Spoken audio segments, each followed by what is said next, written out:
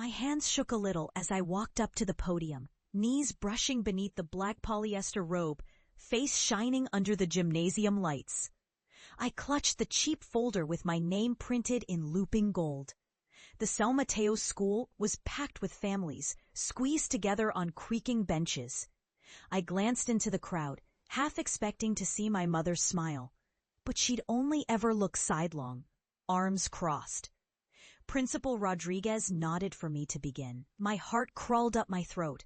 This was my 5 minutes, the speech I'd rewritten a dozen times in the back room of our apartment with a single cracked window. This was my latest, most honest draft about starting over, about believing in your own imagination. The microphone was cold and tinny. My name is Felipe Souza. I know some of you. A cough cut me off, not from the staff, but from the second row. My uncle Flavio, shaking his head. Vai trabalhar, rapaz, someone snickered from beside him. Laughter rippled, subtle and sharp. Principal Rodriguez tried to shush the crowd. I forced a smile. Like I was saying, I want to see how far curiosity and ideas will take me. More snickers. Aunt Claudia waved her hand dismissively.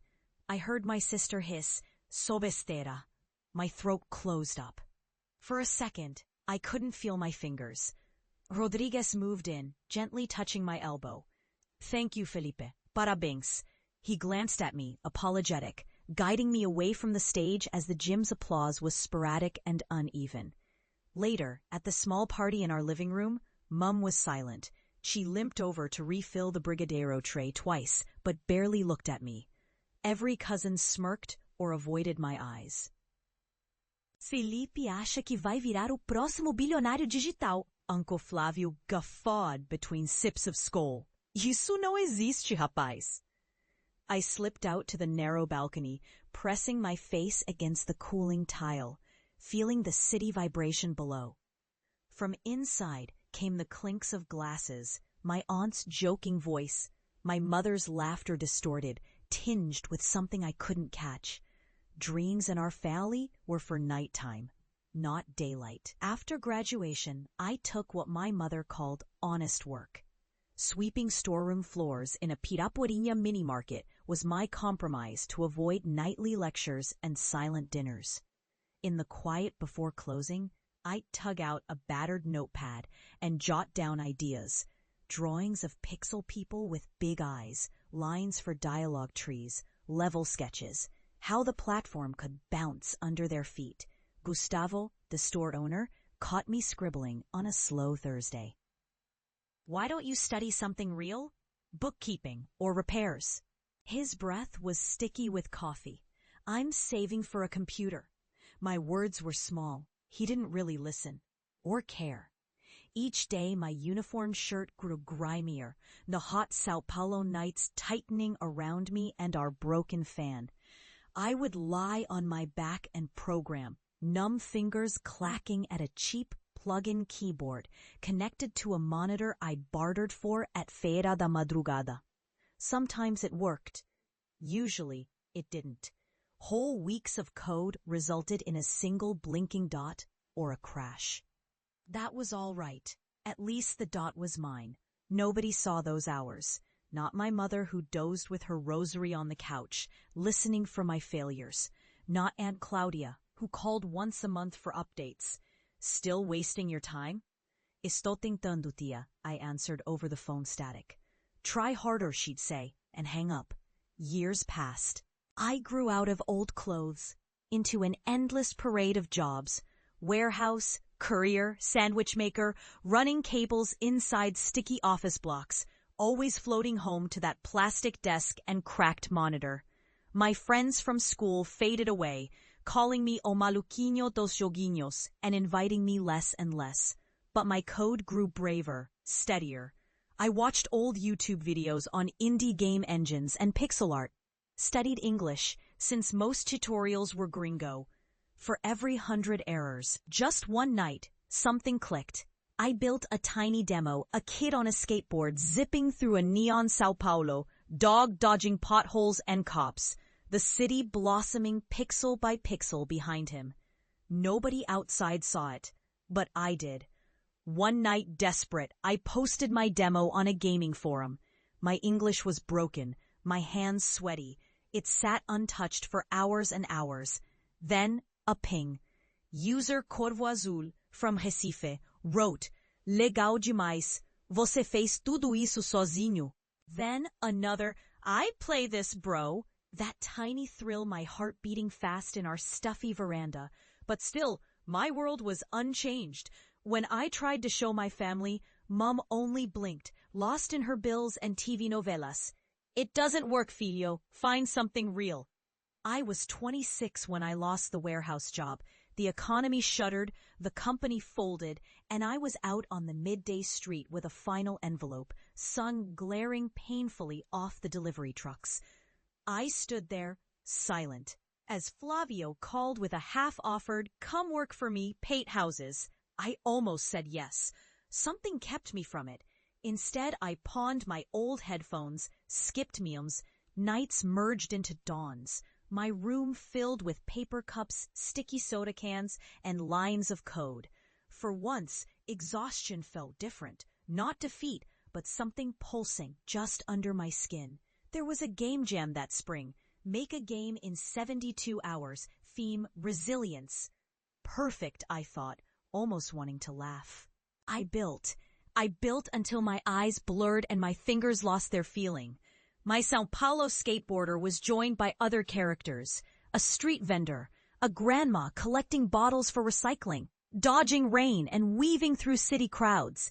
I wrote lines in English and Portuguese, poured myself into each conversation box. I submitted my game 30 minutes before the deadline. Then I slept for 14 hours straight, waking up disoriented and unsure. When I checked my messages, I had dozens. Comments, emails, streamers with thousands of followers playing my game, laughing at the dialogue, trying to beat the hardest level. One wrote, "This is like playing home, São Paulo for real." I pressed both palms to my face and tried not to cry. Winning the jam got me some international attention, a little prize money, messages from indie studios, collaborators from as far as South Africa and New Zealand. Suddenly I was Skyping with people whose lives were nothing like mine, but who shared that precise, stubborn hunger to make something out of nothing. I got a remote contract with a Canadian studio, small but real. I coded after midnight so the time zones worked out. For months I lived in a kind of trance, sleeping little, working constantly, pinching every cent, pouring it into better tools, a new laptop, expanded software licenses. Every few months, I sent a little money home for Mom. She didn't really ask how it happened, and I didn't volunteer the story. When I released my first real game, now with a quirky, lovable São Paulo food truck chef as the main character, it sold modestly, but caught the right streamer's eye. A chain reaction. First a feature in a huge YouTube series, then a spike in sales, then an offer from a publisher. Suddenly, people who wouldn't let me finish a sentence now called to catch up. I made enough to move Mum and myself out of the crumbling apartment, into a place near Parque de Carmo, where she did her crossword on the sunny balcony. In 5 years, everything I had built in isolation was real awards, savings, a team, partners who trusted me. But the past had a way of shadowing everything.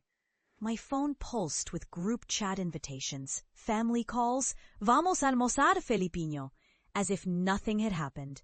One night at dinner over salad and arroz, Mum finally looked me in the eye. Her voice was small, almost ashamed. "I never understood your world, filho. Only saw you alone." But her hand landed softly on my shoulder. She squeezed. "Maybe I was afraid if you dreamed big and fell, it would hurt more." Her other hand remained in her lap, twisting a napkin. I held that quietly. Even in happiness, old wounds ached. I kept thinking about that gymnasium, the faces, the laughter. Years later, I got an invitation to São Mateus High. Speak to the new graduating class. This time, an official request. My old principal now had more gray in his beard. His handshake was careful but proud. As I stood backstage, I glimpsed the hall filling with families, hundreds in their Sunday best, mobiles out, capturing everything. The tech teacher guided me through the new projector system. I watched students drift onto the stage, so many, beaming, nervous, each one probably in the middle of some secret uncertainty. Like I once was. My Uncle Flavio was there, so was Aunt Claudia, my cousins, my mother bundled in her floral scarf.